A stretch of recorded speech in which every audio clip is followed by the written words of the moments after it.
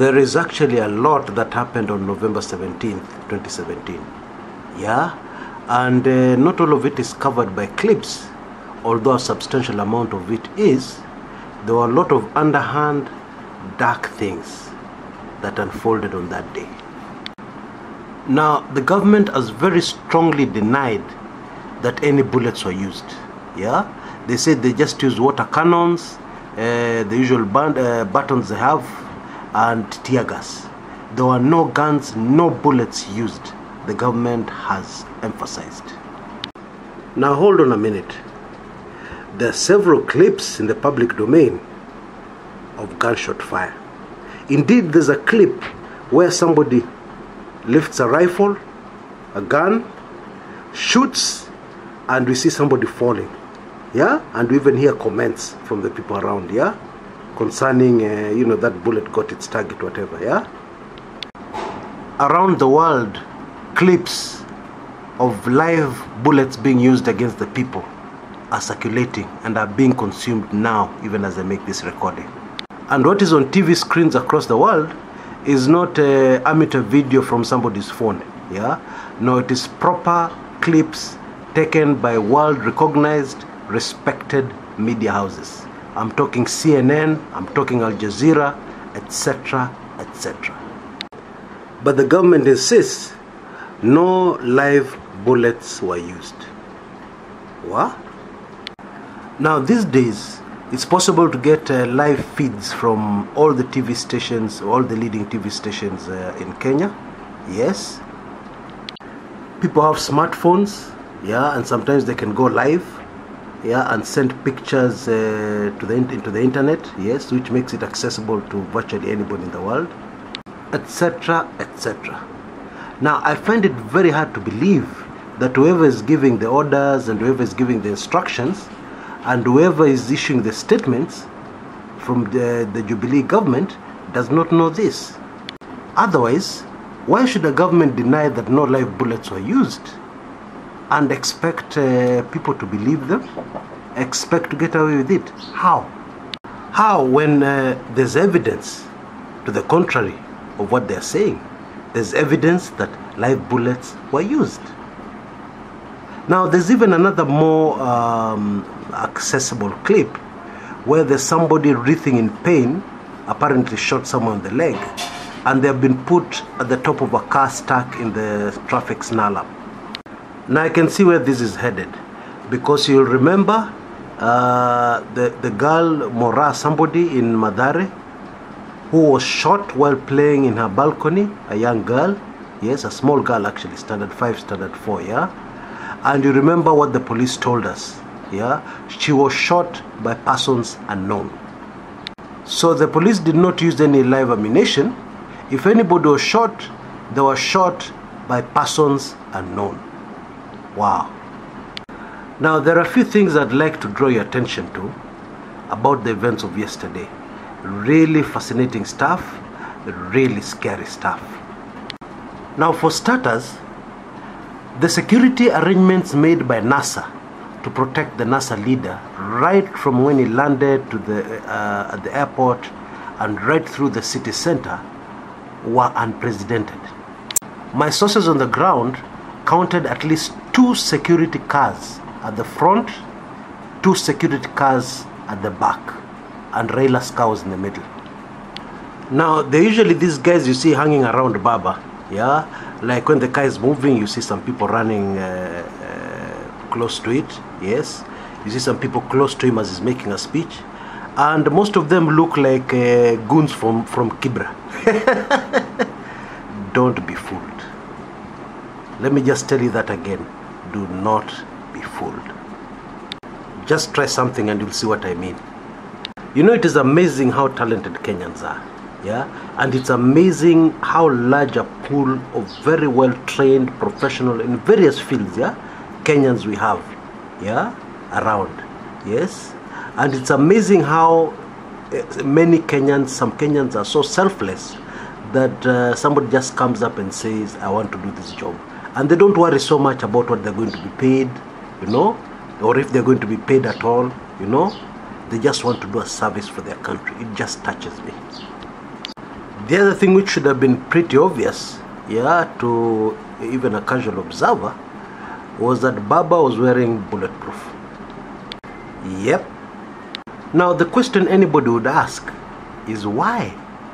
Why these elaborate security measures? Yes, we know that in the past, Raila's security has been, let me not say casual, Raila's security has never been overstated. Yeah, it has never been too much. Yes. So why on this particular short trip into town, why was the security around him so tight? Why? Now something happened on Jogoo Road that may be a pointer. Okay? How did the entourage end up on Jogoo Road? Okay? What happened was that when the entourage reached around the Nyayo Stadium area, they were blocked on Uhuru Highway from accessing the city. Okay? So they snaked round using Likoni Road onto Jogoo Road. And it was on Jogoo Road that all hell broke loose. Now there was some kind of militia, yeah, which just emerged virtually from nowhere. Okay? And this militia of civilians, of course the target was NASA supporters. Okay? What unfolded on Jogoo Road was straight out of an action-packed movie. I'm telling you, even Steven Seagal, action movie hero, always make awezi. Because what was unfolding on the ground was that NASA were fighting on two fronts. NASA supporters were fighting on two fronts. On one side, they were fighting this militia from wherever they came from, these civilians. And on the other side, they were fighting fully armed police. Water cannons, tear gas, bullets, etc., etc. Amid all this confusion, it's very clear that Raila Odinga's car was targeted. His car specifically. Yeah, and the people who are doing this, they knew exactly which car Raila was in. Yeah, because as I've told you, Raila's car was sandwiched between four security cars. Yeah, two at the front, two at the back, according to my sources on the ground. Yes, and then the other principals were following behind. Okay, so those are very many vehicles. Yeah, but they targeted specifically Raila's car. Yeah, and there's evidence because photographs have circulated everywhere. Yeah, with the windscreen shattered. Okay, now I want you to understand this. Raila was in an fully armored Range Rover. Yeah, bulletproof screen, reinforced steel, etc., etc. So when you see damage to such a car, yeah, you get my drift. It is something serious. Yeah, it's not just like a small pebble thrown at it. Yeah, and even more disturbing are the policemen, yeah, who overheard saying that they were waiting for orders to shoot. To shoot what? To shoot who? Folks, all this was going down along Jogoo Road, the Jogoo Road area. Yeah, in fact, there was a very fierce battle there between NASA supporters and the police. In fact, we had the scenes where even the police were retreating. Yeah, fully armed policemen were retreating. And that's why I was not joking earlier when I said even Steven Seagal, sorry, action hero, yeah, action hero of movies, akae kando. What was going on here was just crazy. But according to me, the most amazing thing that happened yesterday, November 17th, that brought tears to my eyes, was what NASA supporters did to Raila's car. At some point, they must have realized that the NASA leader was in danger.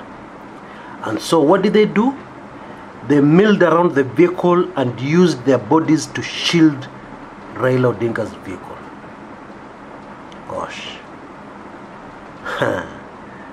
Yeah, I think you heard me right. They used their own bodies to shield a fully armored Range Rover vehicle, yeah, which was carrying their beloved leader. Now, we cannot rule out, yeah, I've chosen my words carefully, we cannot rule out yeah, the possibility that one of the young men shot was actually a shield on this vehicle. Oh boy. Oh boy. Yeah, the 17th of November was quite a day. Now, I said in an earlier recording that what happens in this life is that you make mistake after mistake after mistake. I'm talking about an individual. You make mistake after mistake after mistake, and finally you enter a place called desperation. And when you're in that place called desperation, you can do anything. Yes? It appears that the Jubilee government has entered such a place called desperation. Okay? And that is a very, very dangerous place. Brace yourselves, folks. Let's keep on praying for our country and take solace in the following fact. No matter how long the night is, no matter how dark the night is, morning is coming. Until next time, this is Chris Kumekucha.